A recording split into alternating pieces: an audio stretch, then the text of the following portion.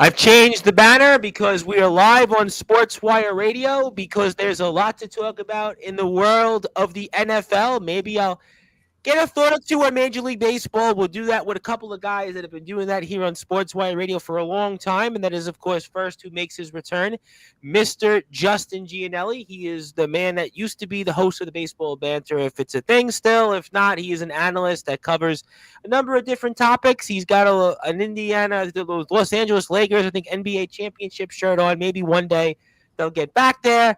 And I'm also joined here by the man you heard earlier this afternoon. He is the host of the Liftoff Jets and the New York MLB Talk. His name is Chris Pazaya. Fellas, happy Friday. And how we doing tonight? Doing good. Doing real good. That's always good to hear. All right, so obviously a lot to talk about here over a short amount of time. I want to talk some football here, and some of the key matchups and some of the key storylines coming up here is now we are heading down the stretch here in the NFL. And boy, let me start off real quick. Wild one yesterday between those Chargers and the Broncos. And I think I saw first, right? I don't think I've seen one of those before. And that kind of propelled the Chargers to get a much needed win. And looks like they could kind of wrap up the AFC wildcard picture there pretty much for us here, depending on a couple of different things. But overall reactions on that and a few other things here from last night's game. Yeah, I mean, it was good for the Chargers just because they had really seemed to have been tapering off. They had lost 3 out of 4, and it kind of started with that Monday week, up at halftime, get blown out in the second half. Yeah, the loss to Tampa Bay was bad, but it really started a couple of weeks ago with the Harbaugh Bowl on Monday Night Football when they lost to the Ravens. That kind of really started their tailspin, losing 3 of their last 4 games. It was good, especially to be a division opponent, but to get to 9-6 and kind of put yourself in that driver's seat position, if you will, and they're in a really good spot. I mean, they played well yesterday. They responded well in the second half after Denver got up pretty quickly. For what it's worth, that free kick inspired them. I was going to say, you don't get those too often. Years that it happened. Yep. But, I mean, their offense was firing on all cylinders. They weren't really running the ball well in the first half, but, Gus Edwards looked stronger in the second half. The receivers were making plays. McConkey, Johnston, they really were in rhythm in the second half. Whereas in the first half, it was Denver in rhythm, right? Bo Nix was finding Cortland Sutton. They were running the ball with Williams and his team.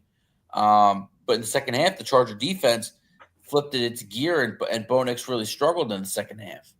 And if you're Denver, gotta think you're in a little bit of trouble here because – depending on what happens between the Bengals and the Browns, you're really looking at a big situation next week when the Bengals play the Broncos because but they're still up 3 games on the Bengals. I mean, really. But you also got to remember they play Kansas City that last week of the season. Kansas City might still be playing for that number 1 seed. Yeah, we don't know. That depends. It's an interesting point. And Pittsburgh. And Pittsburgh is who the Bengals play the last week. So they play Cincinnati. I'm sorry, they play Cleveland, Denver, Pittsburgh to end the season. I could make every argument the Bengals win out. And if the Bengals win out and go 9-8. Yeah, I don't know. I got to be honest. Not with their defense this year. Yeah, 3 out with 3 to go. I mean, I know we're looking for storylines. I don't know, and I'm a guy all for it. I mean, I think Denver's played pretty good football. I agree with you. Second half, Chargers stepped up, but I think the Bengals, beating the teams they've beat doesn't really tell me they're going 9-8. But I also think that the Bengals are going to beat the Broncos next week, which puts the Broncos at 9-7. That's if they Bengals beat at 8-8. Well, let's see. Right, but they're 3 out with 2. They have 2.5 to play. Let's see. I think it's a stretch, but we'll see. What do you think, Chris? I mean, I agree. Justin, Chargers, yeah, they probably solidified it. I really don't think these teams that are 6-8. We got the Bengals, the Dolphins, and 49ers, an elimination game. The Colts. I don't really see any of these teams making the playoffs, really. I mean, unless I'm missing something. I mean, I kind of think we're looking at these playoffs. Burrow, he gets hot. Bengals have turned it around a little bit, but who have they beat really recently? I mean, I don't know. Yeah, listen, Cincinnati's offense is great, right? We know that. Burrow is going to put up 30 points a game. Problem is their defense is going to give up just as much or more. Yeah, right? I mean, so I don't know. I don't buy into the Bengals making a late run here, just because their defense has been awful all year. You know what I mean? I don't know. And, like you said, they got to run off 3 straight. And you're talking about 2 out of those 3 games, they're playing really good teams. I mean, I think it's good. I'm all for it. I love drama. Yeah, I love the chase, but I'm not convinced. Well, the last week with Pittsburgh would be interesting because what's Pittsburgh playing for? Did they win the AFC North? Are they still battling with Baltimore? Saturday's game's going to tell a lot, because if Pittsburgh finishes off a sweep of Baltimore, then they're in the driver's seat to win the AFC North. And that Week 18 game will mean absolutely nothing to the Steelers. I wouldn't say. I think there's a lot of. I think there's a lot of what ifs. See, if they were 7-7 going, I'd say, yeah, you know what, you got a great point. But the 6 and 8 doesn't give me like that much optimism. You know what I'm saying? It doesn't sit with me. Like, okay, they're gonna do this. I mean, also depending on what you think. But depending on what you think of the Bengals Broncos game next week, Denver's not beating Kansas City that last week of the season. Kansas City's absolutely gonna have the number 1 seed still in play, because I don't think Buffalo's gonna lose down the stretch. Well, remember, but again, 3 easy games. Buffalo. But Kansas City though, and I know Mahomes, we'll definitely touch upon that, but it's to 2-game lead. So Kansas City's got to slip up here a little bit too. But I agree with you. Yeah, Buffalo could win out, but I think it's a lot. Buffalo has 2 losses. I thought Buffalo. All right, but their last 3 games are a joke. The Bills. Oh no, I'm sorry. Buffalo's 3 losses. I thought Buffalo was 11. Yeah, they're 11-3. That's my fault. Yeah, they're too bad. Their last week, they may not be playing for anything. Buffalo. Probably not. Right. I mean, as long as Kansas City follows through and wins the next 2. But if you're a 2 seed, is it really make it 1 or a 2? Does it make that much of a difference? The 1 you get the week off. 1 seed you get the bye. Right. That's huge. But I feel like, Kansas City, it means probably more than Buffalo. I mean, but I feel like Buffalo. Mahomes got this ankle issue. All right. I mean, every team wants to buy, Tom, at the end of the day, because you know what? You're not playing on the road. You're going to be home for the next. Had it last year. How did they do? They got to the championship game. Yeah. They didn't go to the Super Bowl. No, it happens. It definitely happens. It happens because they play Patrick Mahomes. I understand, but I'm just saying, I'm with you guys. Home field doesn't matter. Maybe not. But I think realistically, I think it especially matters in the NFC, because I don't think anybody's going to want to go into Ford Field. I really. Well, I think the NFC. Listen, I would Detroit's agree. beat up though. They got 21 guys on the IR right now. Yeah, NFC right now, Detroit, to me, I got to be honest. I actually, you know who I think is going to get the number 1 seed? I think the Vikings are going to get the 1 seed. Yeah, they might. If I'm not mistaken. Well, they got Detroit one more time, right? That's going to decide the last week of the season. And if I'm not mistaken, based on a tiebreaker, if the Vikings and Eagles both go 15-2, the tiebreaker would be awarded to Minnesota. I think so too. If Detroit loses to Minnesota, I mean, for all intents and purposes, right? Minnesota wins that division, and then Detroit with 2 losses would fall to 3 losses and be the 5 seed. Yeah, but Minnesota also has to win their next 3 games. So they're playing Chicago. Well, what's going to be tough is next week they'll play Green Bay. They play the Bears this week. But they play Green Bay. Is here to give me the Ravens story. Not true at all. I stand by. If we didn't have the bye and we're forced to stay hungry at the AFC Championship game, has a different outcome. Well, I mean, I think that's the point. We're joined here by Hillbilly Tilly, who wants to be here with some football talk. Mr. Tilly, good to see you. It's been a while since you've been on Sportswire. TBK will be with us next week because next week's are going to be here regular time. Everybody's back regular time. Randy Dillon may be here, may not be. Rob Maraska will be here to give us the Met memory report. No, Rob will be here next week, period. But no, bro, it's always the Mets. I mean, I was listening to the podcast, and it was like I used to have Rob in the Mets. But, yeah, I just think the buys don't mean as much. But, Mr. Tilley, good to see you, my friend. And we're talking about the playoff pictures here. We'll talk about a few games, AFC, NFC. Last night's game, anything stands out? I mean, are we looking at pretty much an AFC playoff picture where the Broncos and Chargers are in? I don't really buy the Bengals yet. The Dolphins, I think they're done. The Colts, move on. What do you think? I think the AFC's set up right now. Pretty much. How could the Bengals do anything without a defense or anyone but Joe Burrow? And Joe Burrow is not really the guy. He ain't Josh Allen, you know. And then Patrick Mahomes now without Patrick Mahomes, Kansas City gonna make it all the way. I mean, I feel like Kansas City's just been on the whole season. They've had a season of luck. Do you know that I think this was their biggest margin of victory last week? 2 touchdowns. They haven't had a victory more. That's it. I mean, this team, yeah, they got the one loss, but I mean, they really have skated by. I think this whole season. This is they're on cruise control, waiting for the playoffs. Yeah, but are they, or does the shoe drop eventually now with the Mahomes injury? What will he be playing this week though? He's playing. He's got to play 3 times in 19 days, right? But not only is he playing, he was listed as a full participant in practice. So I don't know what he's made of. Hillbilly Tilly, you've done a lot of wrestling on the ground. Could you have pulled that off, Hillbilly Tilly? You, Mr. Hall of Famer, in your own right. You did a lot on the ground back in those legendary days, and in HCW and such. But could you have pulled that off?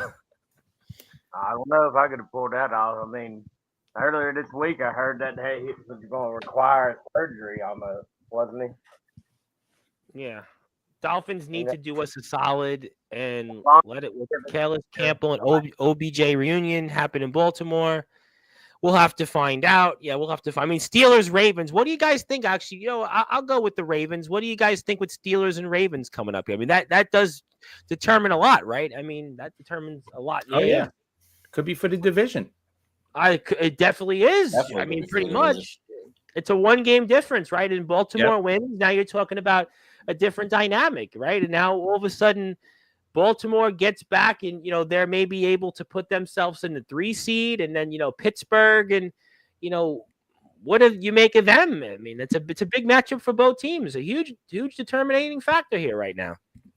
I think Pittsburgh's offense has really taken a hit without George Pickens, and I think TBK is going to like what I'm going to say here, but I really like Baltimore in this game because I just think right now that they're clicking on all cylinders right now. And if you look at that game last week with Philadelphia, Pittsburgh's offense just has looked different, and Russell Wilson's not playing as well. Obviously, we know without Pickens, and their offense just doesn't flow as good, with the rest of the weapons that they have. But Baltimore is just, and listen, they had themselves a practice game last week. They got to play the Giants, but still, the way Lamar Jackson's playing is on a different level. He's the reason why they can win every single game. I was watching somewhere. I don't know if it was on the playoffs. I was looking at something on Facebook, and I don't know where it was. Maybe it was the Sports Authorities group that most of us are a part of here. And Lamar Jackson is actually on MVP run again. I mean, he could legitimately be having maybe a better year than last year, even right now. He won the I think he's on pace for maybe 4,000 passing yards and almost 1,000 rushing yards. 5,000 total yards off. It's actually pretty ridiculous. I mean, right now, I think it's Josh Allen.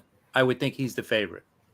I would say so. The ratio, right, with the TD INT ratio, right? Wasn't it Jackson had a little bit of an edge? But I mean, Allen's got the big, he's got the wins, right? And that's, what counts right now. And that's the thing. He has the big wins. To me, the Ravens, we were talking about it on the podcast tonight, is that the Ravens just don't come up big in the big games, right? They always tend to come up small.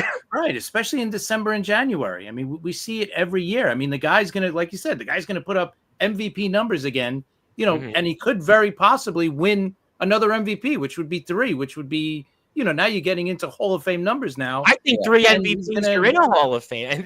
And Hillbilly, boy, you got the Ravens hat already. Hillbilly, he's ready to go. Are you and TPK talking about the Ravens or what? Oh, boy. No, I don't think so. I used to be a Texans fan, but, when Bill O'Brien went down there and made it a dumpster fire for a little while, I had to give up on him. I just couldn't. And I have the right to, since I don't have a team in my state, NFL-wise, I go for more like players and two-player players. Yeah, that's true. That's true. He run. But, I guess then maybe everyone's talked about Baltimore. We'll go with that in a minute. But, I mean, Baltimore, let's say they win tomorrow, get themselves win the division. Is there anything that would tell you this year could be different, or it's until proven otherwise? No, because they're still going to have to, number one, they're going to have to win these games on the road, right? They might get at least win one of these big games. Yep, Buffalo. Right, they're probably going to get the 3 seed, so they either got to go through Buffalo or Kansas City. Can they go into those places and win in January? That's what it's going to come down to. It's a great no matter point. what happens. I don't know. Is there anything? What do you think, Tilly? I don't think they can get Buffalo, but maybe they can in Kansas City. Not as Mahomes is still playing healthy. We'll have to find out. Speaking of quarterbacks, I have been wanting to ask you guys this question because I know he has been a lightning rod of a topic, and I thought it was so comical. The Atlanta Falcons, kind of what we talked about is the definition of NFL purgatory these past several years. They give Kirk Cousins this really big contract, and now all of a sudden he's benched. Kirk Cousins is benched. What do you make of that? You had to see this coming, though. What do you mean? What do you make of that? What do you just make of where that team goes now? You had to see it coming. And I mean, obviously they gave him that huge contract in the offseason, but they drafted Michael Penix in the first round for a reason. They clearly needed an eye towards the future. And to me, as poorly as Cousins has played, I think this is less about Cousins' performance as to what they really believe in Michael Penix. Everything you hear is they've been extremely impressed at his maturity in practice, at his ability to understand the offense, and we'll see it in game action these final 3 weeks of the season. And guess what? He's thrusted in an opportunity to win the NFC South. Yeah, because they do have the tiebreaker. Back to Tampa Bay. And they won both games. Yeah, they have the tiebreaker. Possibly. I just listen. This definitely. I'm going to retract this a little bit. This was not the plan to start Penix. If this was, that's what I was going to add. I was like, this is. This was not the plan. You don't give somebody all that money. You don't give them $90 million of guaranteed money to say, okay, we're going to, we're going to start you like 13, 14 games in the last few games. We're going to go. Sure. With Penix. When they signed that contract, they weren't thinking they were going to have to pull the trigger quickly. I think Penix. But at the same time, I think a combination of. I think it's a combination of him struggling on the field, of course, and the way they feel about Michael Penix, because they clearly now feel like he is ready to take over the reins. They just weren't. They were thinking, okay, maybe he could sit a year or two. No, I guess not. That was the original plan. I mean, but now you got Cousins those last 3 weeks. His last 5 games, one touchdown and 9 picks. Yep. That's horrible. Brutal. He's been brutal. They're desperate. And they're playing teams like the Raiders, who you should have dominated. They struggled so badly Monday night against the Raiders. It was painful to watch. This is a team that's going to make. They're fortunate to get out of Vegas with the victory. I think Tampa. You know what? They've played really well. Won 4 straight games. Baker Mayfield looks really good right now. I mean, the only thing that saves Atlanta is they've got the tiebreaker. But I mean, Tampa Bay is a good football team right now. They're a good football. And this is a good spot to start. Penix, right in his first start. You're playing against the Giants. You play the Giants, and that's at home too. Yeah. Next week, though, they do play Washington, so that's going to get it. That's going to mean something. That's a game that's going to mean something for both teams. That might be their whole season next week. Easily. I think that's going to be the season. Well, I mean, look, you got the Giants, you got the Commanders, and you got the Panthers. Panthers are certainly no pushover, but I mean, realistically, yeah, I mean, I think you should win 2 of the next 3. You got to win 2 of the next 3, right? Then a minimum, and that's And that. then you gotta hope Yeah, Tampa loses. I would think 9-8 is bare minimum to make the NFC to make the playoffs with the NFC South title. And you got And- Tampa has got Dallas Sunday night. Dallas Good has win. played better the That last won't several be years. easy.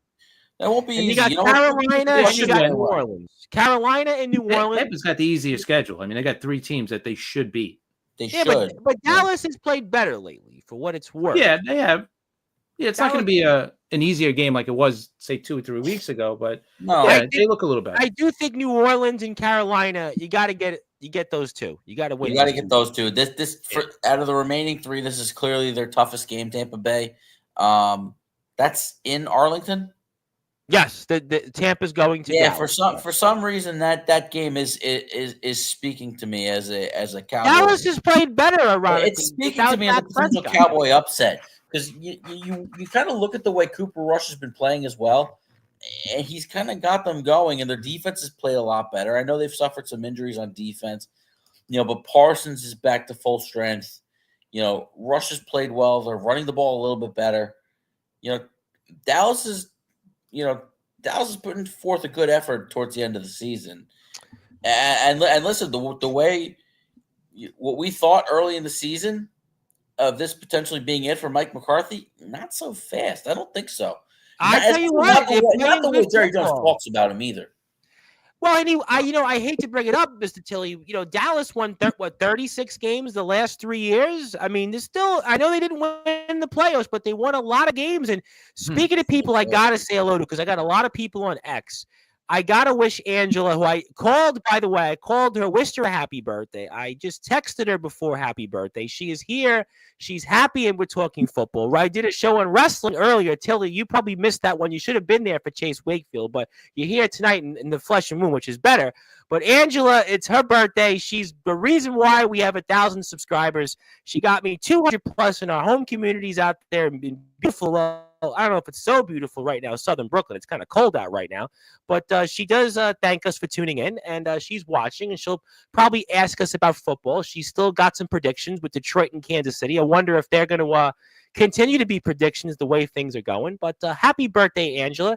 Thank you very much for your support. I hope you had the best birthday yet. I hope that you get a chance to enjoy your birthday with this. And thank you for all your friendship over the years and helping us here on Sportswire, our biggest supporter, practically, figuratively, and literally. The woman got 225 subscribers for us. So that's a lot. I mean, I'm happy if I would have got 2 subscribers from people, but she got me 225. So Angela's there. We thank you, and we'll come back to you. But let me get to TBK. Must win on both sides. Sums up the best rivalry in football to a T. Yeah, these teams definitely the last several years down the stretch have been important.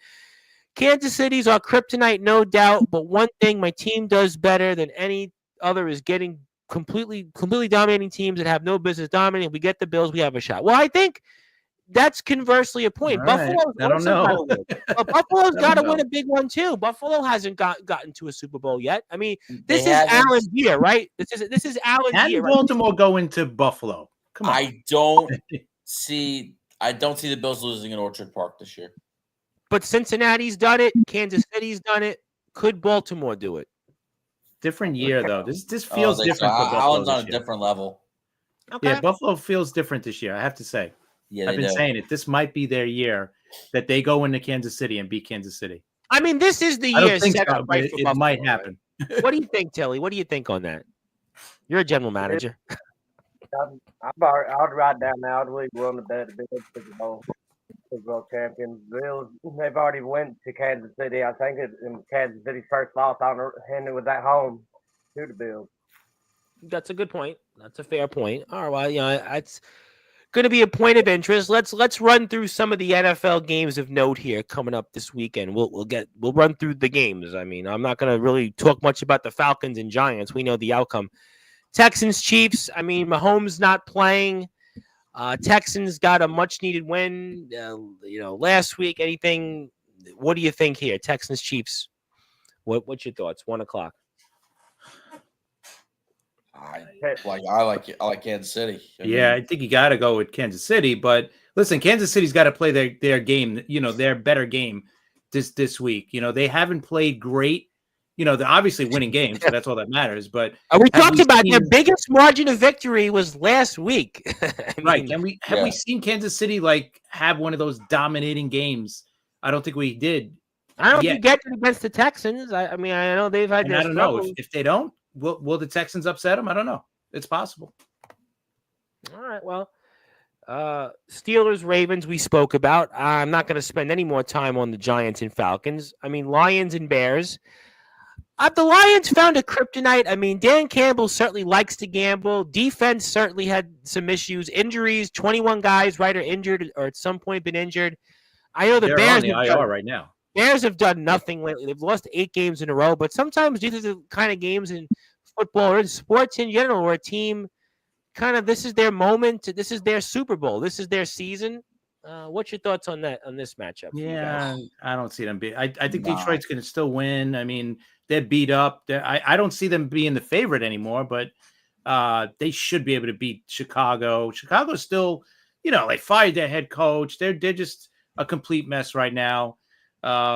But I hear Caleb Williams, right? Some talk about Caleb Williams maybe going elsewhere. I think the Bears are going to be a good team next year as long as they get the right head coach in there. They were 4-2 weeks ago. Talent. Everybody was like, "Boy, they're a good football team," and now they got talent. That's why they do. Well, their coach also made some boneheaded decisions too. There is talent there. Anybody else have any thoughts there, Tilly? Anything you want to say? You're the shot caller from the hauler. I don't think the Bears never tried to Justin Fields to win in the first place. Fair play. Okay. All right. Let me run through some games of note rather than games of interest. We got Eagles Commanders. Obviously, that's a game with a lot of importance. What do you guys make of it there? Commanders have won a couple games in a row. They hit obviously a little bit of a wall a few weeks ago, but they've bounced back here with a couple of big wins. What do you think here? They were Washington was lucky to get out of New Orleans with that victory. I didn't think they played particularly well last week, but I think they'll fare a little bit better at home. But I still think Philadelphia is going to win. I think it's going to be a close game though. But Washington's really started to kind of fade during the second half of the season, and they were just lucky they played the Saints and the Falcons the last 2 weeks. Yeah, pretty much. That helped. That helps. Well, and Philly's playing great right now. Defensively, offensively, everything's clicking. And on top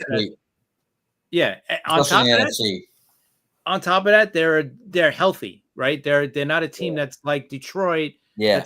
That has 21 people on the IR. They're a completely healthy team. And I tell you what, we've talked about the last couple of weeks. If Philly is the team that has home field, that would be much more difficult for everybody else, especially a Detroit who is now walking wounded, and even in Minnesota. I mean, Philadelphia might have something to prove. They might have something think about it.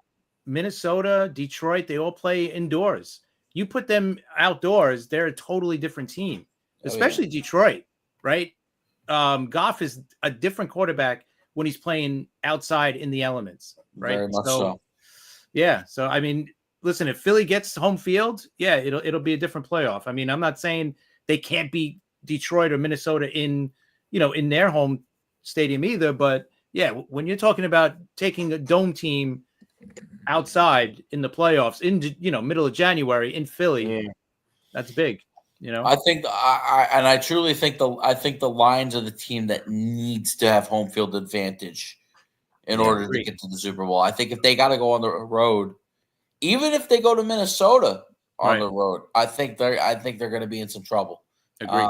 Like I said, to me, I think it's either going to be the Vikings or Eagles that get the number 1 seed. I really do. I do think the Vikings are going to come up and beat them the last week of the season.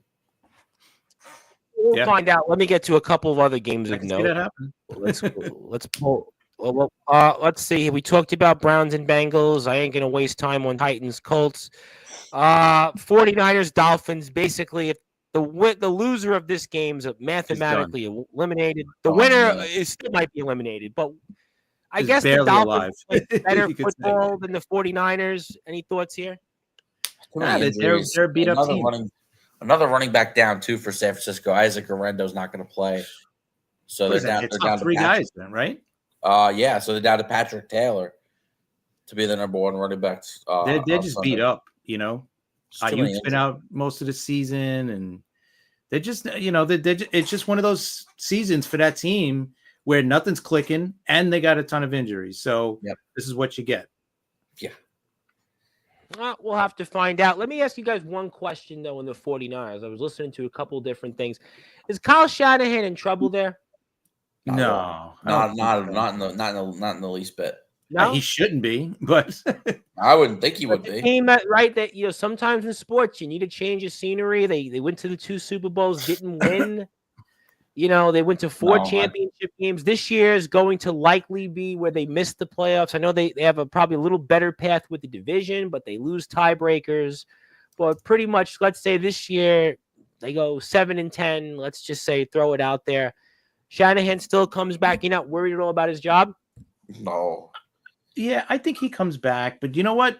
When you do, I think he comes back. So I'm not going to say that. But this is his 8th season. In 8 seasons, if he misses the playoffs this year, and most likely he will, it'll be 4 years out of the 8 that he misses the playoffs. Yeah, but he has been to 2 Super Bowls. So and that's what's going to give people a pass. I mean, Tom Coughlin lived forever with the Giants on winning 2 Super Bowls. So, I mean, but you look at it, does sometimes a change of scenery have to happen in sports? I mean, we see it. People get restless over time, and they came up short a lot. They went to 4 championship games in 5 years, 2 Super Bowls. They didn't win. But you're not going to find a better alternative to Kyle Shanahan, though. Right. Yeah, I mean, look, I'm just bringing in. You tell me, you're a general manager. You make decisions. I mean, Shanahan safe? Yeah. Hard to say. The market and that fan base, they're demanding sometimes. That's what I kind of think. It's a franchise. They're used to winning. They're one of the winningest franchises in all of sports, and they're not used to losing Super Bowls, losing championship games, and he's done a great job getting them there, but they came up short. We've seen it here in other sports. The Knicks and basketball. Chalk it up to injuries, and then know that they're probably going to be the odds-on favorite next year to win the NFC West. Even with the Rams and Seahawks battling it out as it seems over the final couple weeks of the season. I mean, how that plays out is going to be fascinating. I mean, the Seahawks are hosting Minnesota on Sunday, and that's not going to be an easy game. No. When we figure the Rams are probably going to get to 9-6 because they're going to beat the Jets. And let me get to Angela. Angela says she's calling them the Redskins still, and she hates the Commanders name, but she's, for whatever reason, going with the Commanders here, I think. She's saying that she is going with an upset here. I don't know what she knows. Maybe it's her birthday. It's possible. And the Eagles, listen, they've won 10 straight, so they're if you want to look at it from her end, maybe they're due rivalry for a game. loss. It's a rivalry game. Yeah, maybe they're due for a loss. Never know. I don't think so, but you never know. All right, well, we'll find out. Okay, let me pull up a couple of other games of note while I get to this here.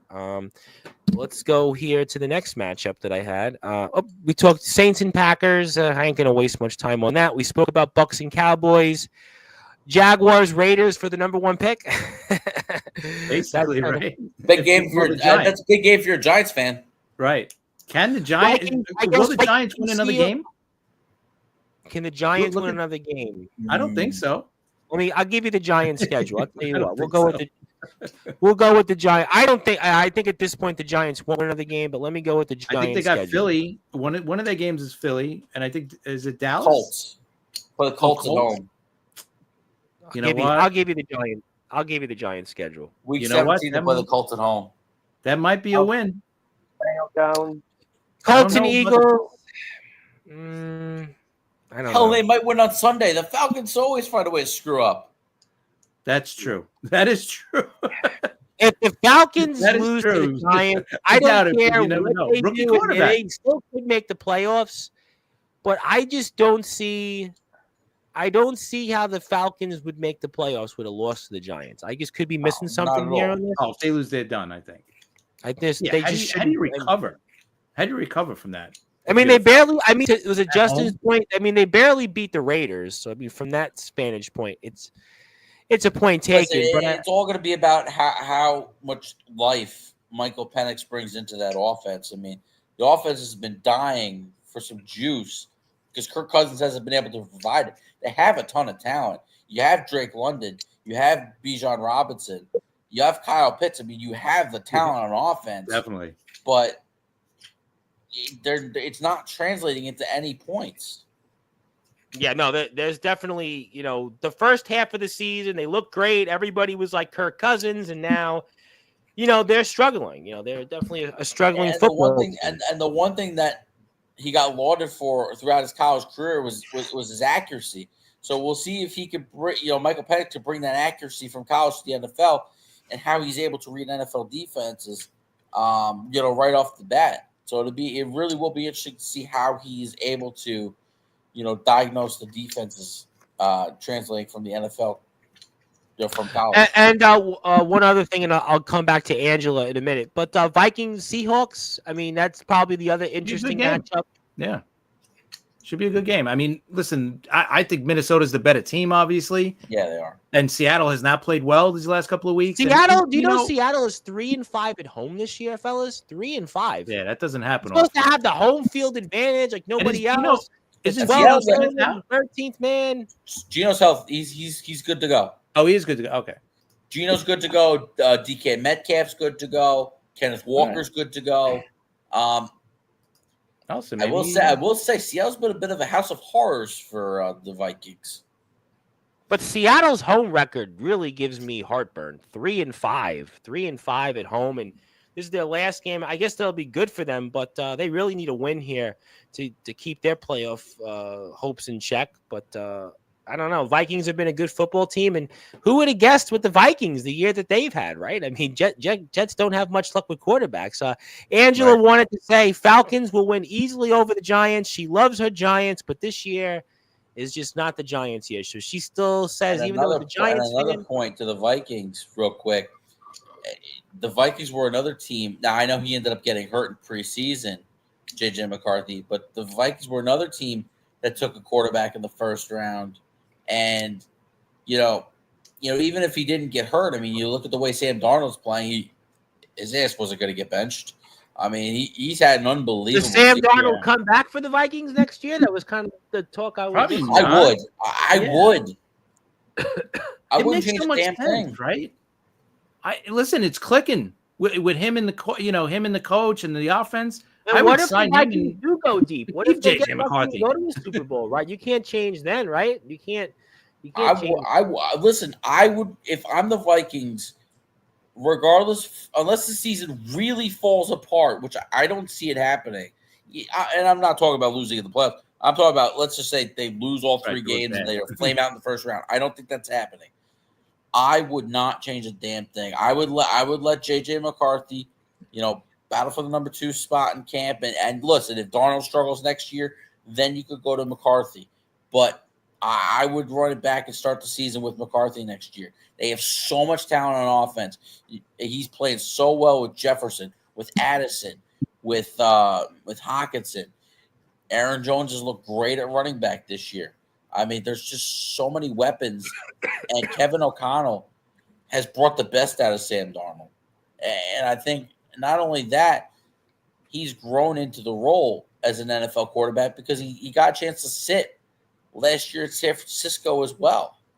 So I think he's just finally developing.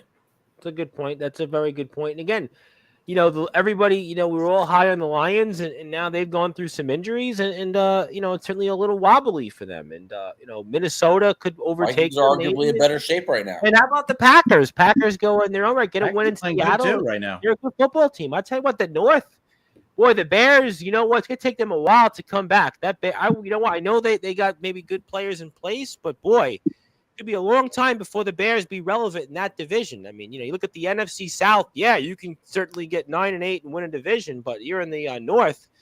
You're good luck there. I mean, that's obviously the Packers have their future with Jordan Love. I mean, Goff's the quarterback for the foreseeable future in Detroit, and Minnesota obviously they have a little bit of a question towards the future, but right now, like I said, I wouldn't change anything. Well, speaking of teams in the future, which I got to bring it up because I got a little more time here, and I probably going to make two guys here really kind of mad, and one guy probably chuckle, is those New York Jets because, this guy, Aaron Rodgers, it's the last couple weeks now. He throws 300 yards the week prior. Last week throws almost 300.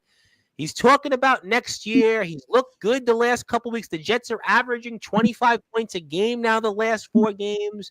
They're moving the ball, and I hate to say it, but should Aaron Rodgers come back next year as the New York Jets starting quarterback?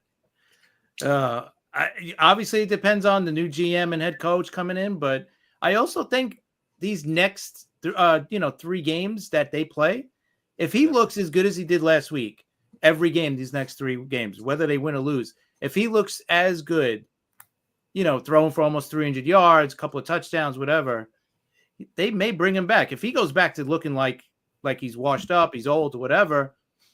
He looked good. The Jets, it hasn't been the offense the last few weeks. It's been the defense. They just, I don't know. I wouldn't, but they might.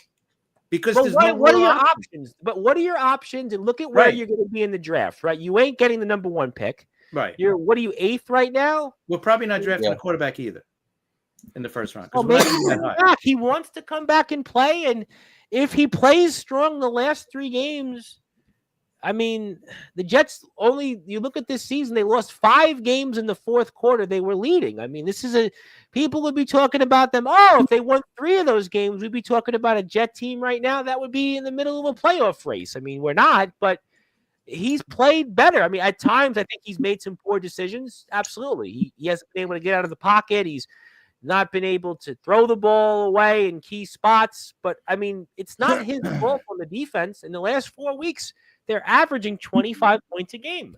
So maybe that tells you that why not run it back with him? What is your other options out there? You ain't bringing Sam Darnold back. Who else? You ain't bringing Jameis Winston in, right? Is Aaron Rodgers a better quarterback than Jameis Winston? Probably. So then I hate to say it like that, but do they bring him back? I think too.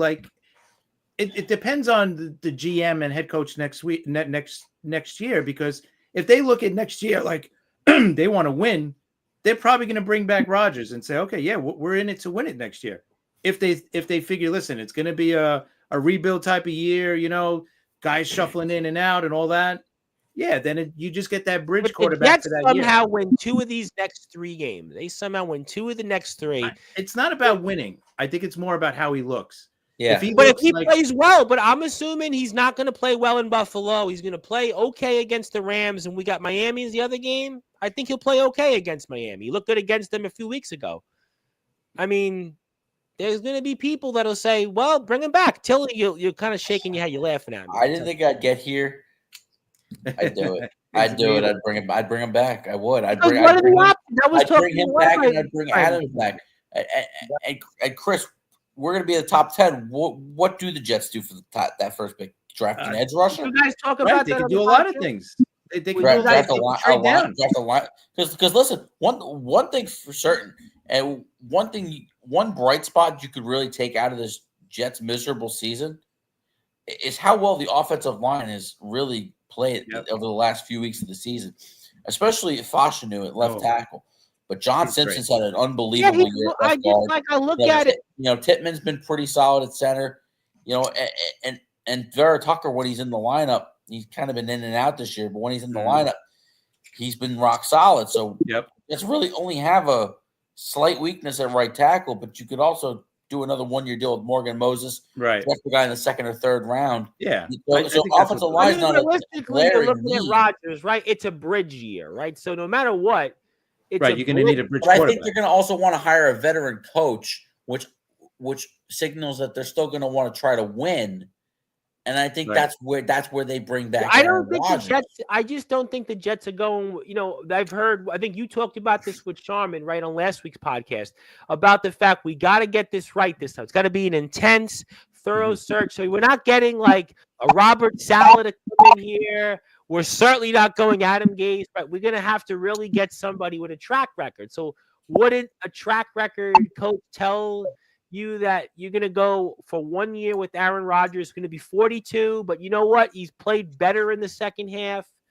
If he plays well these last, listen, if he doesn't play well these last 3 games, just forget about it. But he's looked well enough that, and you could also point, if the defense made some stops in plenty of these games, it's a different season. I mean, Aaron Rodgers doesn't play defense. I mean, look at the Colts game. I mean, the Broncos game, we don't make a kick, right? Vikings game comes down to a kick at the end, right? I mean, we're in possession to win. Yeah. I mean, there was countless games that we went to this year, right? And Buffalo was the one we lost, right? We like to have back. I mean, there's plenty of games. Yeah, no, you can say that up and down the schedule this year. There were games that they should have won, and they were in position. Miami, how about Miami? Miami was a game, but they should have won in Miami. Miami, Indianapolis. What was the Cardinals? The Cardinals were the only game they got blown out of, right? That was a game. It was like, forget about it, right? But a lot of the first week, San Fran. Well, that was to be expected. First week, San Fran Monday night. But other than that, right? They've been in every game. It's not like this team wasn't prepared in terms of that they gave up. It's tough because there's really there's no good options out there to sign for a quarterback, right? Like you said, Sam Darnold, forget about Sam Darnold. It's only going to be a bridge quarterback anyway. So if Rodgers does look decent these next couple of weeks, they're probably going to bring him back because, like you said, they're going to have hopefully a veteran head coach. Maybe Vrabel. He's already said, I'm interested in the job. That's great, but there's so much uncertainty in this team because you don't know. Talked about, was it Belichick had reached out? Yeah, that was like a last desk because you know what? He wants that win record. Well, he ain't getting it now. I'd be shocked if he gets it. I mean, no, he's definitely not getting it now. We ain't. I mean, look. Also, too, I mean, they're getting the head start on the GM search. Clearly, they interviewed John Robinson, they interviewed Thomas Dimitroff, and they hired Jim Nagy, who runs the Senior Bowl down in Alabama. That's an interesting choice right there. I like that one. The Senior Bowl. Interesting choice. Honestly, I'd hire Dimitroff. Thomas Dimitroff has a solid track record in his 12 years with the Atlanta Falcons. Well, he was a Belichick disciple, right? It was a Belichick disciple. And you think about who his first ever draft pick was Matt Ryan. Who had a really good career. I mean, that's a great career. I mean, that's, Tilly, anything you want to add on this? Anything you want to say? What do you think?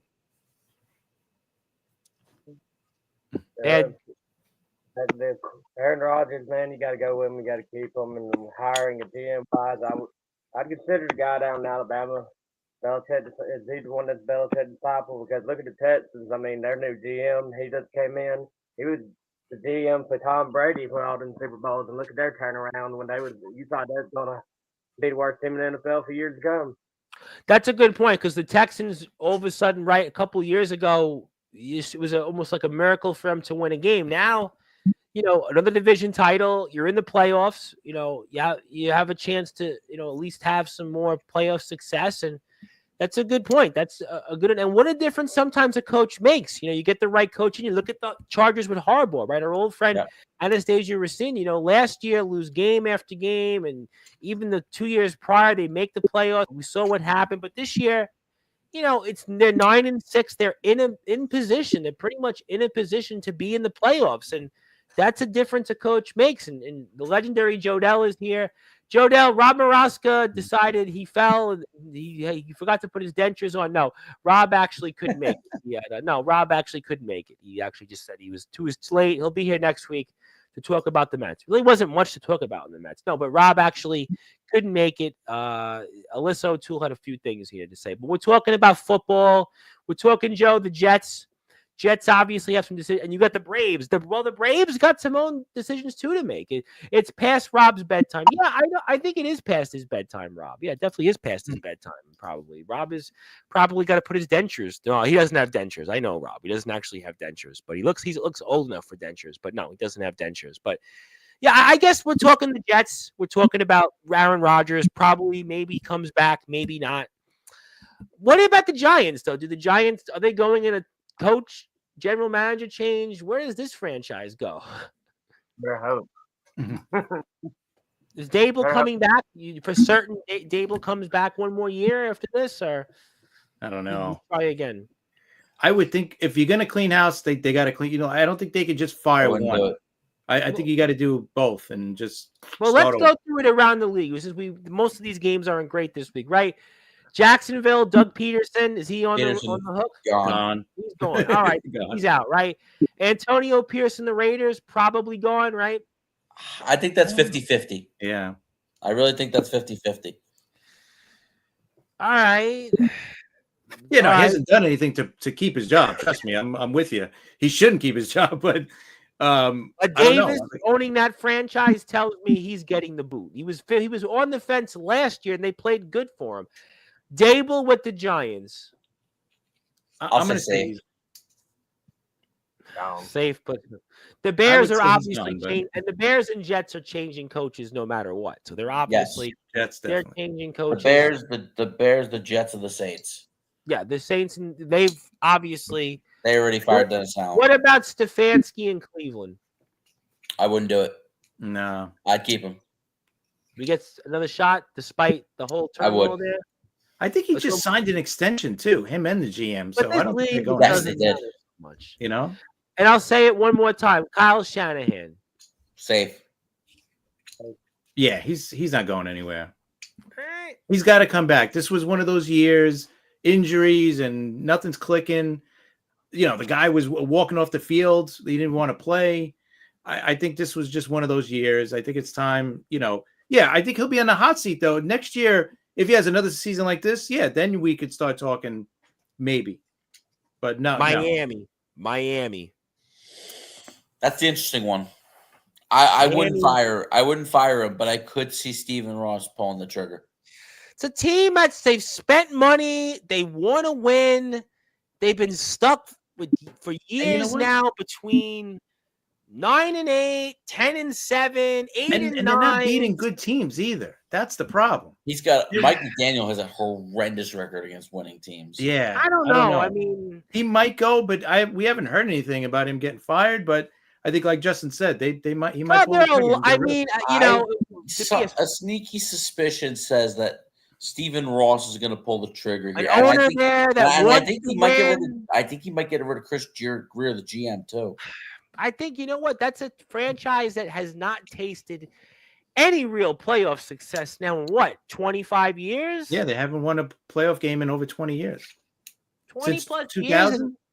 Yeah, the Colts. Jay Fiedler, right? That's what I'm saying. That's crazy. And they've been in this pattern every year. It's 7-9, 8-8, 9-7. Right, they're not bad, but they're not good. They're kind of they're not purgatory, but they're like, you know, close to it. They're right there.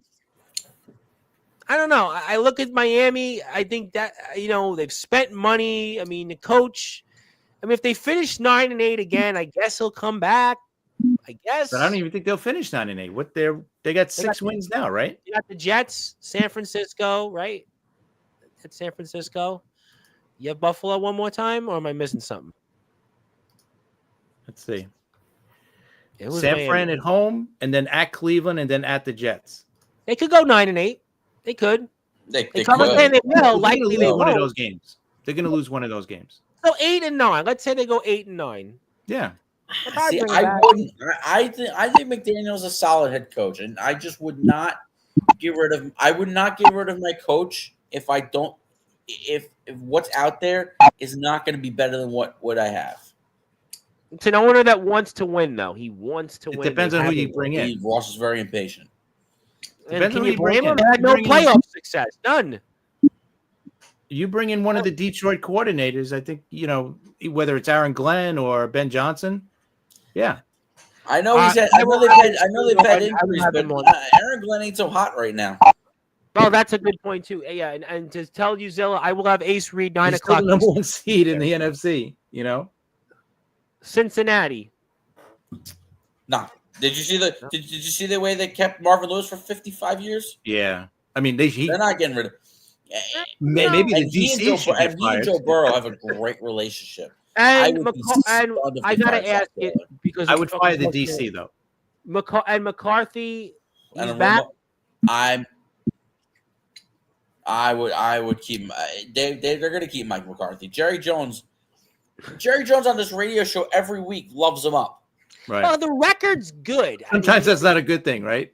I mean, I guess in some when ways, you get the vote of confidence Miami, from your maybe owner. Miami is more vulnerable than Dallas to change coaches because I would think so. the owner likes McCarthy. McCarthy's won big there. And you also got to remember, and this is turning out to be not a completely terrible season for the Cowboys.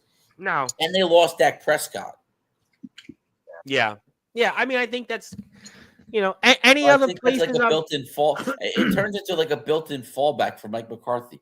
And is there any other spot? People say? I think McCarthy's a solid head coach, but they weren't playing good before that, though. Before the injuries, Dallas wasn't playing great early on either. No, they really weren't. Right? They actually started to play better, the best they've had all season. Yeah, and that's why sometimes you remember how you finished. You get one more shot, and I think that if Miami finishes strong, Dallas finishes strong, maybe that does save those coaches because you look at it and I go 9-8, 8-9, and I finished. This really could be a light year for coaching changes. Well, I got Chicago, I got New York. Well, you got 3 teams that already fired their head coaches, so that's a lot already, and I'm gonna get a couple no matter what, right? Well, remember, I think there were 8 openings last year. I don't think we're getting 8. Yeah, maybe you get 5, 6. That's possible. Here's an interesting one. I've heard this floated around. Mm-hmm. New England.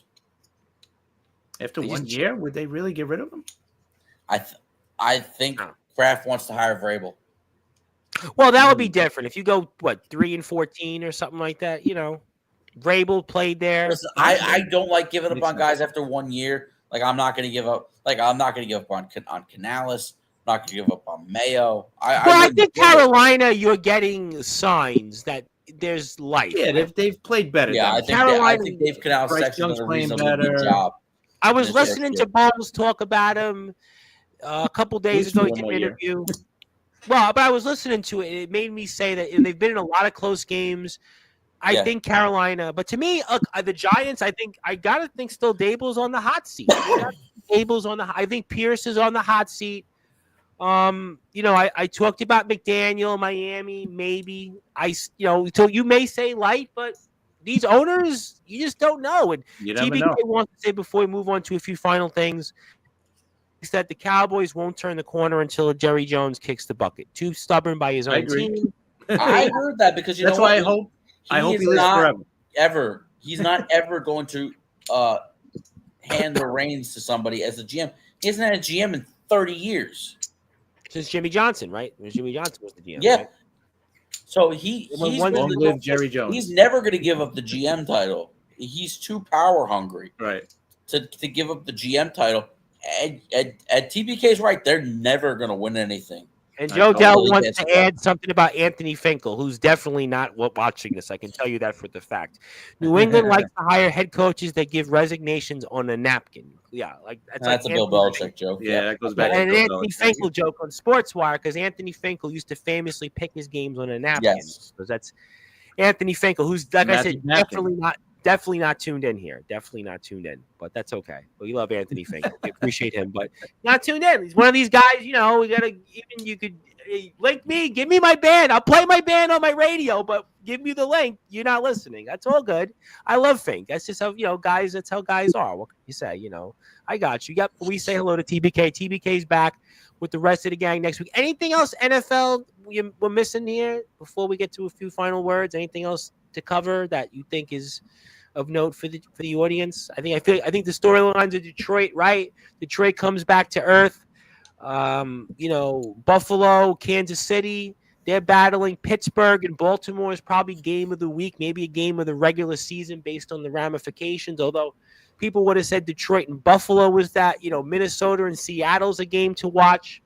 Obviously, situations in Atlanta with the quarterback, a team trying to make the playoffs, gives a quarterback a lot of money, and now basically benches the quarterback. That's obviously something of note. I think what's going on with the Jets and Aaron Rodgers is kind of an interesting topic the last few weeks. Well, and also it's a storyline because of the NFC West as well this week. With the Rams. Because of Vikings, Seahawks, and the Rams are playing the Jets at MetLife Stadium. So the Rams, NFC West Seahawks, Cardinals. Cardinals are in the mix as well. Cardinals are obviously still alive. The Cardinals beat the Rams. Actually, all 4 teams in the West are alive mathematically to win that division. I think San Francisco's got the steepest climb, but and also too because they're 0-2 against the Rams. Yep, that's right. And they were the biggest killer. To me, if I'm looking at it, the Rams are the best team in the division. I mean, their defense is starting to play a little bit better. I know throw the Buffalo game aside because Allen's on a different planet. But the Rams defense has played a lot better, and I think they're going to play well against the Jets on Sunday. And I think they're going to slow Rodgers down a little bit. But the Jets aren't going to have any answers for Nakua or Kupp or.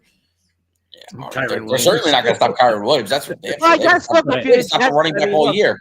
You are facing a test, no question. Rams defense. Listen, San Francisco scores 38 points against the Bears, and look at what the Rams defense has done to them. It was a slop fest. Weather was bad. Weather, but the weather's going to be very cold in New York, New Jersey this Sunday. We're talking 20+ degrees. I mean, I know Rodgers has played in that environment before, but could be another matchup like that, right? Stafford and the Rams aren't used to playing in the cold weather. I think that'll be an interesting development in itself to see where that goes. Stafford's whole career, he played at Detroit at Ford Field, and now his home games are in California. Yeah, right. So I mean, you're talking more most of his games have been indoors. I think Mahomes storyline. How does he play with that? Other story, Jackson, Lamar Jackson continues an MVP run again. So there's a lot of good story, not a lot of great games this week, but you're getting a bunch of games throughout, really, especially next week. And I guess that's really the other storyline, the NFL playing all these, games in a condensed amount of time. And, you guys like that? All the condensed games in this whole week? I don't like the Saturday slate tomorrow because now it's going up right up against the college football playoff.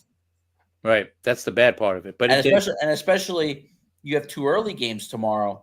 Well, Vegas the only college football game that's standalone tomorrow is Tennessee Ohio State because you got SMU Penn State at 1:00 and you got Chiefs and Texans on at 1:00, and then at 4:30 you got the Steelers and Ravens, and then I believe it's Texas and Clemson playing at 4:00.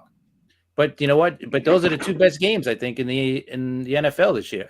This week. But you want to say anything, Kelly? You're having trouble all night. Do you think about it? The 3 best games of Week 16 were last night and the 2 Saturday games. Yeah, Sunday, I think Vikings Seahawks. Vikings Seahawks. You can make a case. And Eagles Commanders as well. There's some good games on Sunday.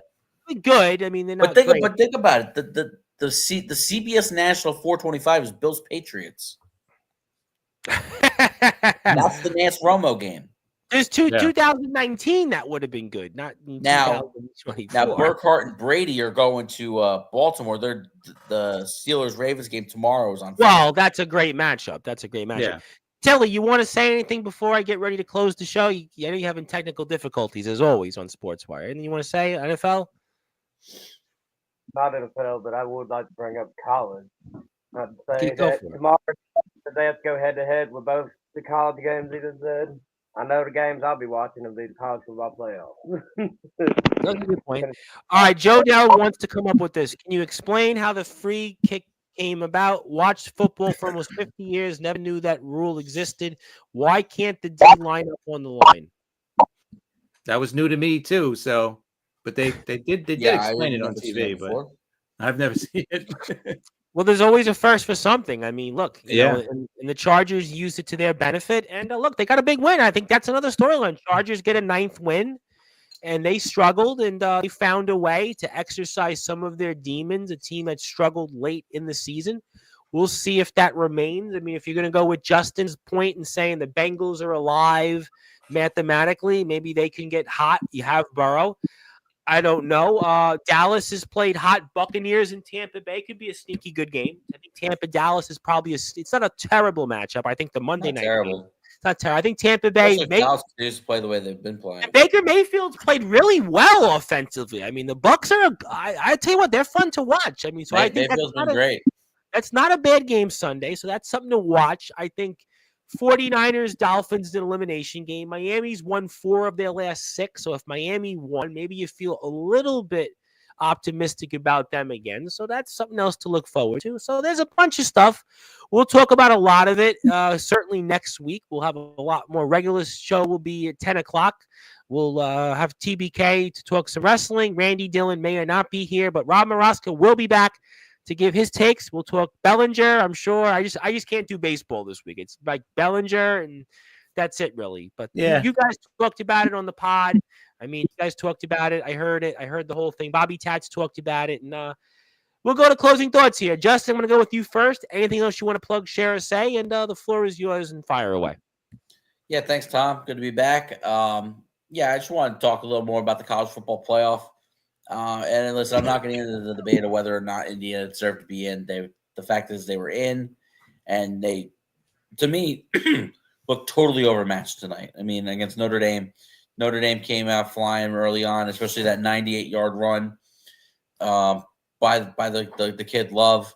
I mean, that just set the tone for the whole game, especially, Indiana gets the interception on Notre Dame's first drive, and they get set up in good field position, and they get towards the red zone, and then Rourke, the quarterback, throws the interception for Indiana. You couldn't have had any worse of a start if you're Indiana, because you get that break early on, and to give it right back, and then eventually the 98-yard touchdown run sets the tone for the game. I mean, Notre Dame versus Georgia is going to be an epic battle, and they're likely to be missing Carson Beck, their starting quarterback, Georgia. So I could see Notre Dame pulling it off, but we'll see. Like I said, tomorrow 1:00 is SMU versus Penn State, which I think is going to be a horrible matchup for SMU. Going into Happy Valley, a afternoon game. I think Penn State's poised to have a big effort tomorrow. And then Texas Clemson. I don't know that Clemson really deserves to be there, but they did win the ACC, so I guess they got in based on an automatic bid. I guess they got an automatic bid because of winning the ACC. But the ACC is a trash conference, and I mean Texas. I would think Quinn Ewers wipes the floor with them. I mean, the game of the day really is going to be Tennessee, Ohio State, and hopefully the Buckeyes kind of get back to what they were doing well most of the year, and that's running the ball well with Quinshon Judkins and Travion Henderson. They really need to get the balance going. They lost focus of the balance. And they tightened up against Michigan like they've done the last 4 years. Now, granted, Michigan was on an even playing field, if not better, the last 3 years. This year, there was no excuse for losing. There was no excuse for losing that goddamn game. And they tightened up, and Ryan Day tightens up in big spots. And listen, this is a big moment for him. If he goes out in the first round, I would not be shocked if they make a coaching change. I think questions need to be had. So I personally expect a big effort. I think Will Howard's going to have a huge day tomorrow. So those are my 3 things I'm watching. You know what? Obviously, I've been hot on watching the Devils, and Devils are, despite last night's loss to Columbus, they've been playing some great hockey of late. Obviously, one of the best teams in the Eastern Conference, probably one of the top teams in terms of the favorites to go to the Stanley Cup this year. So I think they got to just keep it up, and they got to keep playing the way they've been playing. The defensive structure is sound. I know Randy's happy with the Capitals. I'm sure he'll bring it up a little bit when he's back next week. But just really proud of the way the Devils are playing right now. Their defense is playing well. Markstrom played well. And it's turned into a really good season for them. No question about that. We'll definitely talk about all of it next week, and we look forward to that. Merry Christmas to you and your family, Justin. Be safe out there on the roads. Tilly, I'm going to go to you next because I don't even know if I'm going to be able to hear with you. Your technical difficulties. I hope to see you here next week for some more football talk. Always good to see you. Hope things at AWL are well, and anything else you want to say, fire away. Yeah, I just wanted to say that I don't think they should have. I think they should have kept Alabama. They snubbed Alabama. Alabama should be in the playoffs. It's not like I'm an Auburn fan, so. Well, thank you as always, Mr. Telly. Always good to see you in spirit, and can't wait to have you back next week. Chris, I'm going to pass the baton to you. Anything else you want to plug, share, or say? The floor is most certainly yours, and looking forward to playing the Liftoff Jet Show this weekend. I'm on a couple times, so I'll have it at Bridge, so we'll play it on Sunday before the Rams-Jets game, and anything else, the floor is yours. Tom, thank you, guys. Great show.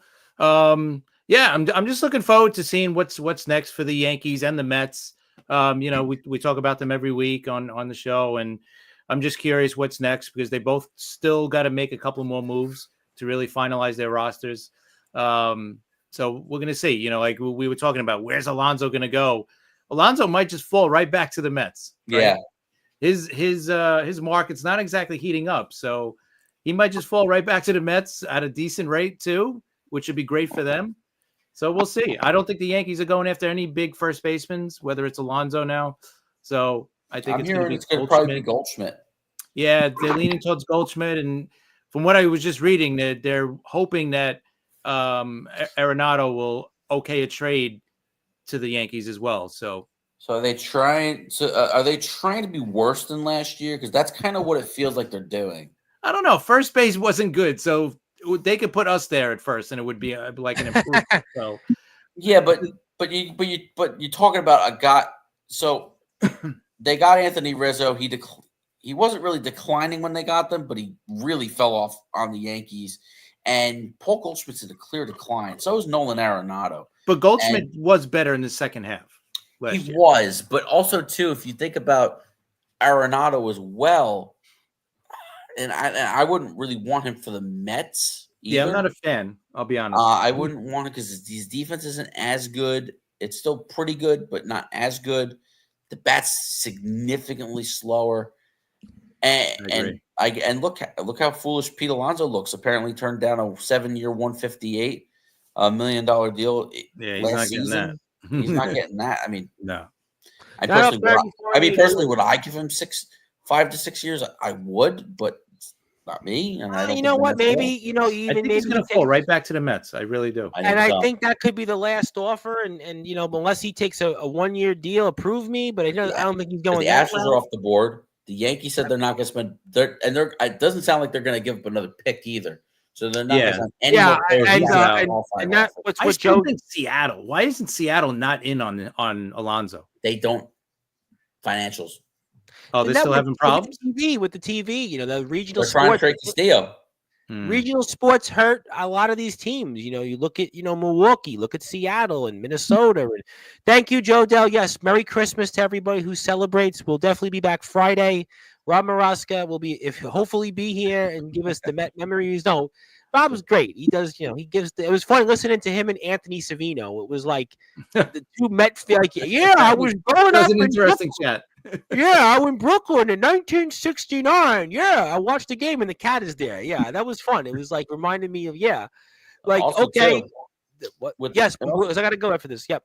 Okay, and also one last thing with the Christian Walker signing today with Houston. 3 years, $60 million. Yep. It tells you something that a team that's contending and a team that expects to contend, like the Arizona Diamondbacks, is willingly just letting him go for $20 million a year. Yeah, I'm surprised. It tells you that they're A, in financial trouble, and B, they think he's going to significantly decline as well. Well, baseball, it's these so TV. I tell you what, the TV deals aren't the same in football, and a lot of people attendance is a problem the first few months of the year, and obviously the Mets are lucky right now. Ticket sales are through the roof with Soto, and people they're going, but there's only a few teams that seem to draw. Look at teams like Cleveland that win year after year, and you don't see the attendance. Tampa's got a long time attendance issues. We'll have to see. And Tilly's brought the cat. The cat is here with us. Boy, the cat is ready. The cat is ready for Santa Claus. And boy, Tilly, you bringing the cat to you for your one more match. CJ Black still wants that match. We're not going there though. Don't you worry about it. Ladies and gentlemen, I'll be here about 9:30 p.m. Eastern time today with Joe Starr. But in the meantime, we were with our stars. Hillbilly Tilly's cat. The cat is here. The shot caller from the hall. I think you're still the AWO general manager. I'm not going there and asking. But Justin Gianelli, formerly of the Baseball Banter, Chris Bazaya, the Liftoff Jets, and the Talking Rivals. My name is the Reverend Tom Bryce, your voice figuratively and literally. We're all Wrestling Matters. For those from the regular sports show, yes, Merry Christmas. The rest of you, I'll see you. Yes, was it something, Tilbury? Was it something? You good? Okay. Oh, I thought you said yes. That cat thing is being New Yorker, y'all get a kick out of that. His name's George Costanza. What? George Costanza. Wow. Well, that's what a way to end the show. George Costanza, the cat. George Costanza, the cat is here.